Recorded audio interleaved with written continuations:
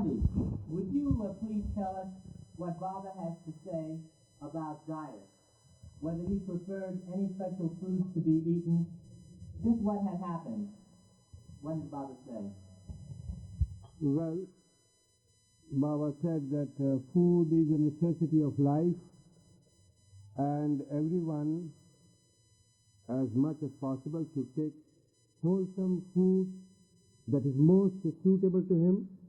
He had no scruple for vegetarian or non-vegetarian at all, but a man should not really very much occupy himself in thinking much of the diet most of the time, and diet becomes a help to the one who takes it, but it is not the thing that is to be thought over and contemplated upon so much as some people some people do. Now, diet can be an aid for keeping the mind a little restful, a little spiritually inclined. It may help some person to keep his desires a little in check, but it is not all. Really speaking, Baba always laid a great stress upon mental control, and there are many people who, regardless of any food or diet they take, they are able to lead a life of restraint and control as is expected by Baba from them.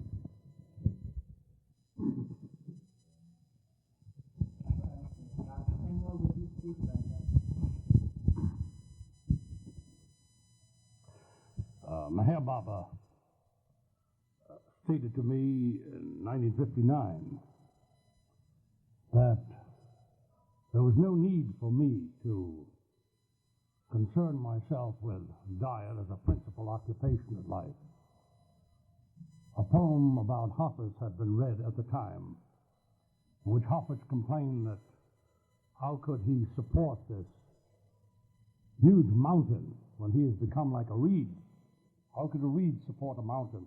Hafiz complained to his master. And Baba said, turning to me, that you needn't become like a reed the way Hafiz did. For you can have a life that would include beefsteaks.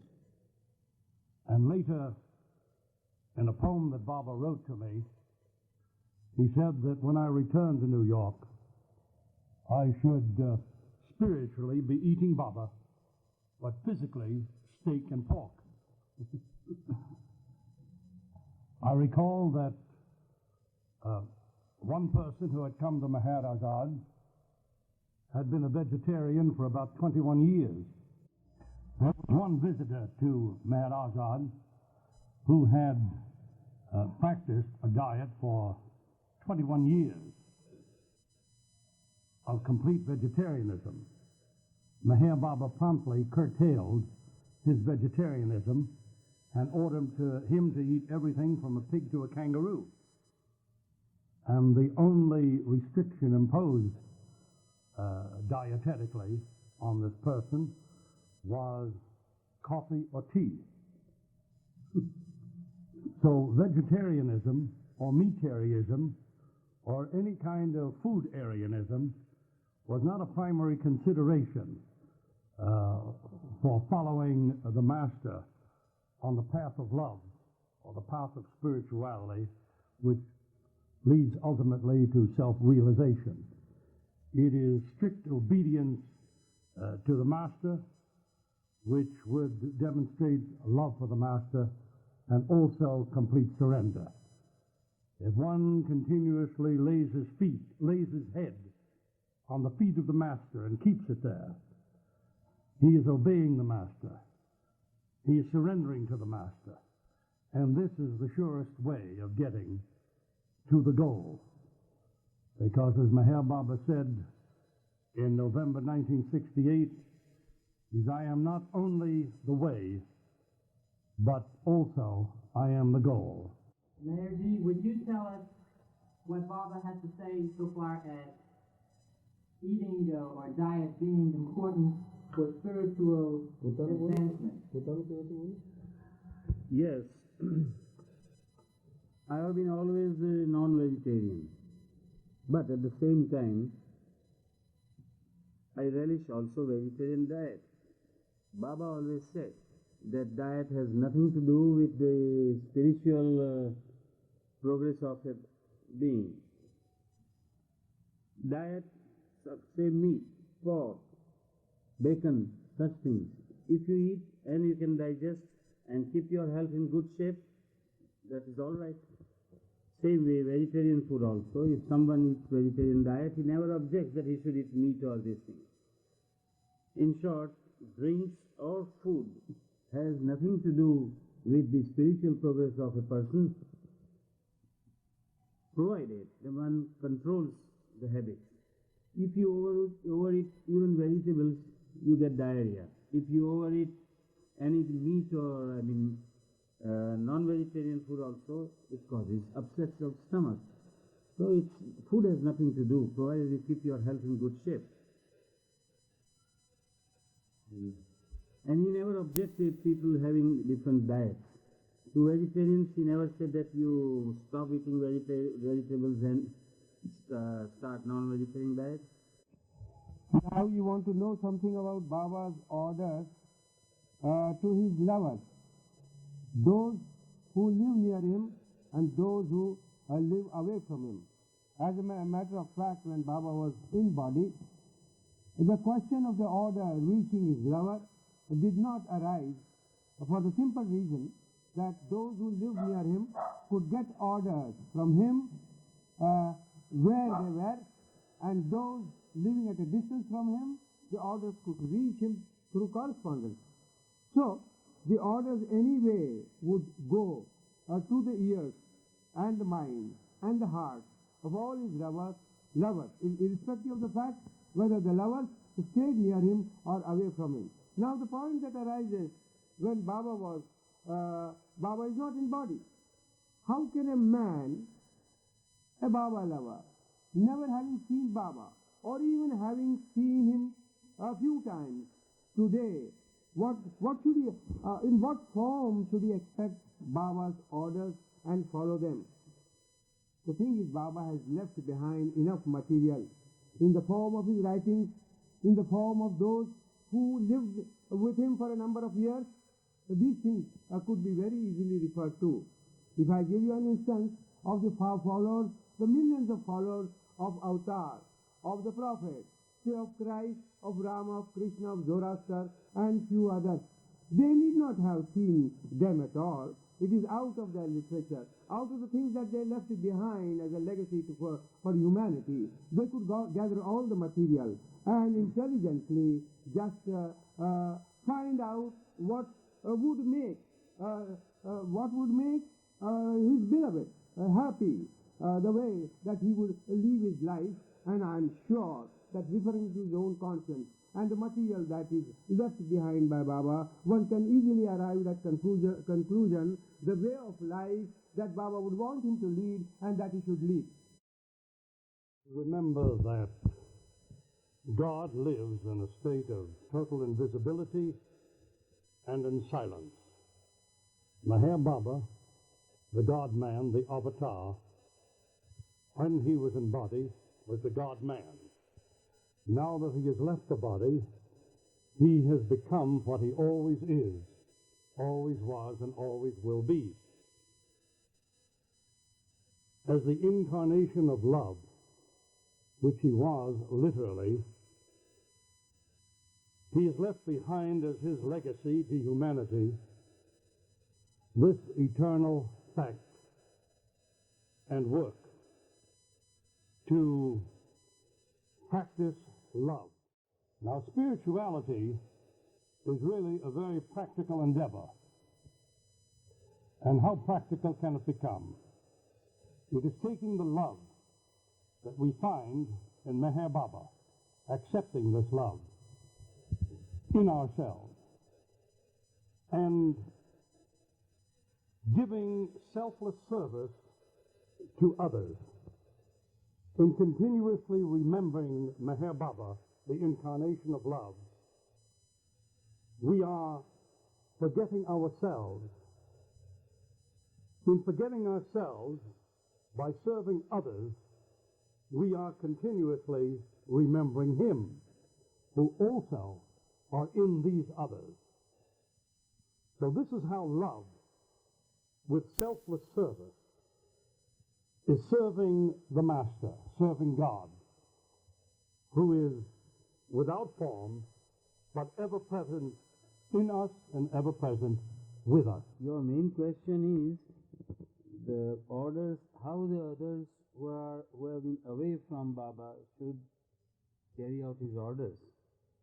So first of all, what the orders are? Baba's orders are his teachings, what he has stated so very often, in his writings, in his books, in his oral statements, interviews that he gave to others, orders that he gave to others. These are his orders. And mainly, as Dr. Kenmore says, what are his orders? His orders for us to live the life that he has designed for us. That means to love others and serve selflessly. So that order anyone can carry out, whether Baba is physically with us or not. Baba as God is everywhere in every one of us. So to carry out his orders means to carry out the teachings that he has taught us. He has shown us, he has shown the way to the Mandali, to others who have met him, and others who have not met him should follow them. That's what I feel. In short, whole Baba's orders are love and service to humanity. And what is love? Meher Baba said that love is continuous remembrance of the beloved. Now, spirituality is really a very practical endeavor. And how practical can it become?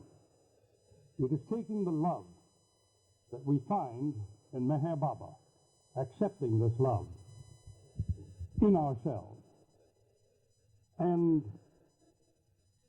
giving selfless service to others.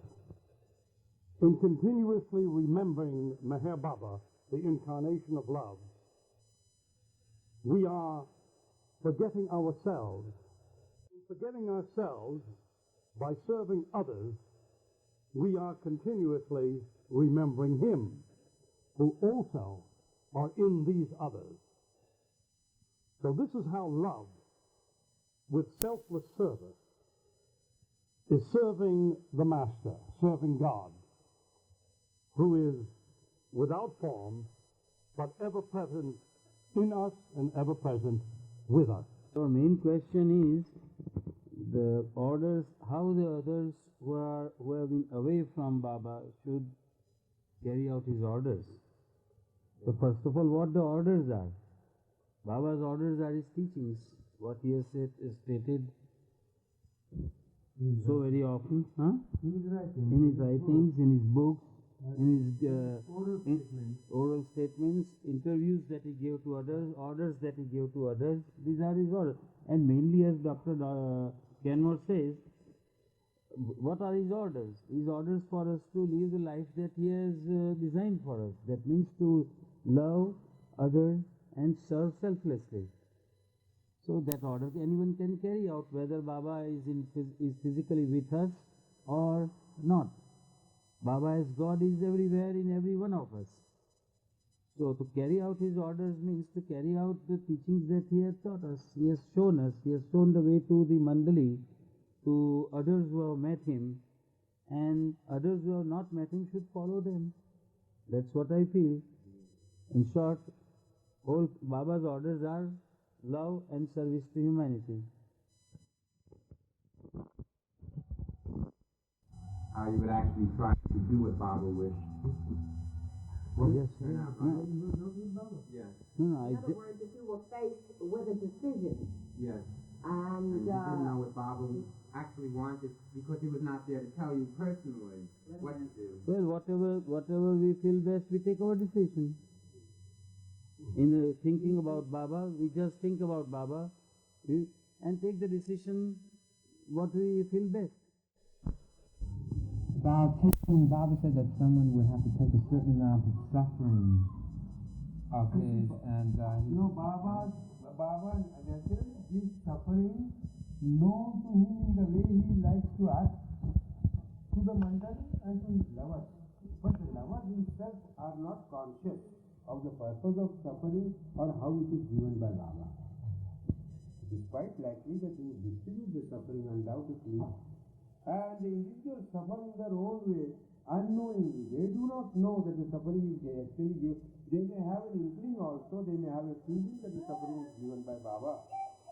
But why he gives and what is the purpose and what is his work? Baba ever give you any explanations about what the word avatar actually really implies? Anything simple that would bring a lot of meaning to the mind? Analogy or something? All that I have understood in the light of the explanations Baba gave from time to time about the state and the stage of avatar was like this, that there is no other entity in the entire creation or even among the different aspects of God so comprehensive as the avatar. The avatar enjoys at one and the same time all the aspects of God consciousness and normal consciousness. Normal consciousness of a human being and even the subconsciousness. As Baba says, I am in everything and every being. So there is nothing entirely. He himself is God, and avatar is another aspect of God. And it is the avatar alone who is the power that balances absolute God with eternal illusion, as we call it. Illusion is also eternal. It's ever going. The perfect master, for the matter of that, is also all-knowing, like the avatar. Well, before he dropped his body, of course that's my personal matters which I do not like to disclose, but he made me do a couple of things which at that time I felt that why Baba is forcing me to do these things, but he also hinted that you will remember it afterwards why I am doing this. One of the things was, that lower Meherjee property was in my name. And one day, just during the last few months, he questioned me, what are you going to do with it? I said, what? I am not going to do. It is Baba, it is yours. It's not mine at all, it's just in my name.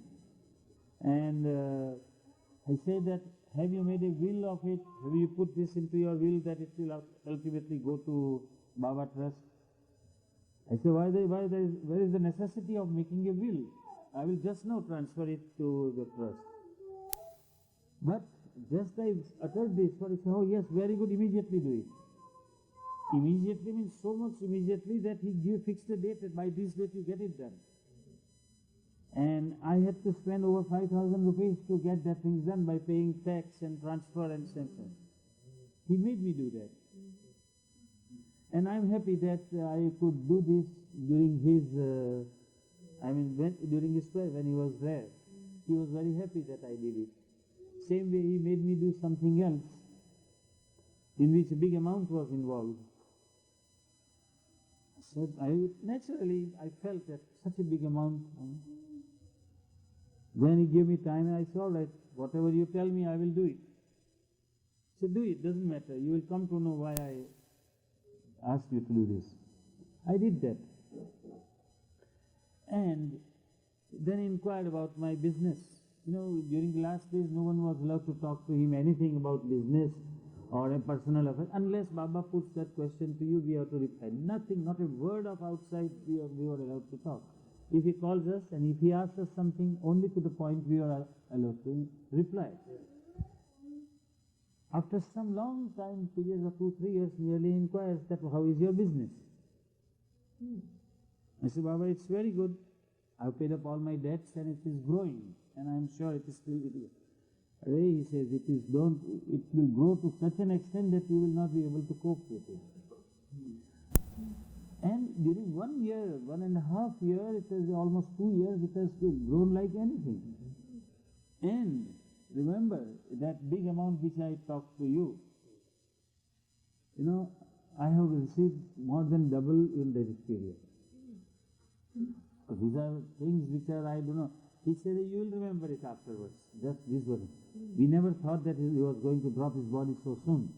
But within a year and a half, the big amount which I was frightened to admit, more than that has been compensated to me.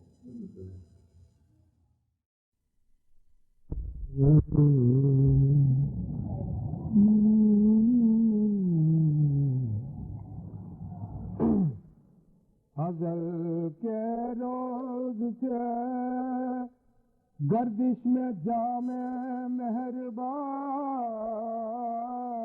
है अज़ल के रोज़ से गर्दिश में जामे मेहरबाबा है चरिंदों पर हमेशा लुत्फ़ मेहरबाबा है चरिंदों पर हमेशा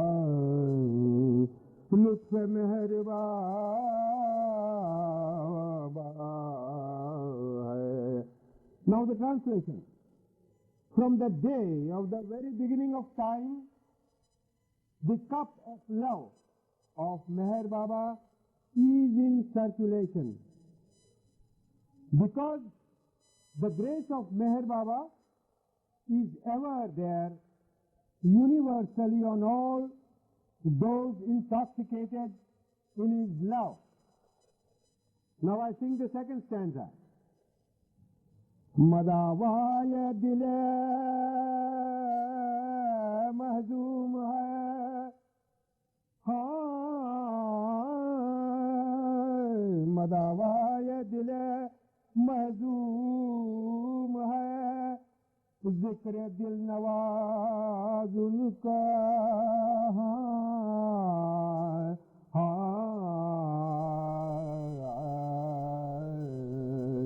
मदावाए दिले महजूम है जिक्र दिल नवाज उनका खलीद इशरत जावी नाम मेहरबाबा है खलीद इशरत जावी नाम मेहरबाबा.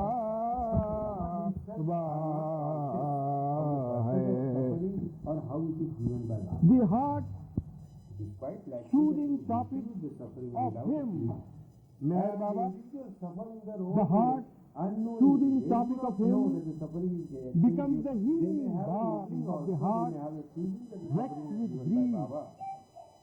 The key to the eternal bliss is the name of Meher Baba. अनल हक कह रहा है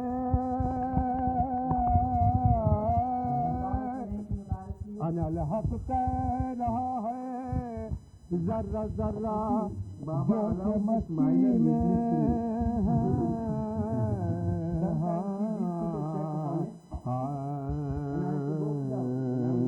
अनल हक कह रहा है जर्रा जर्रा जो मस्ती में मैं खुर्शीद के लब पर पयाम मेहर बाबा है महो खुर्शीद के लब पर पयाम मेहर बाबा है.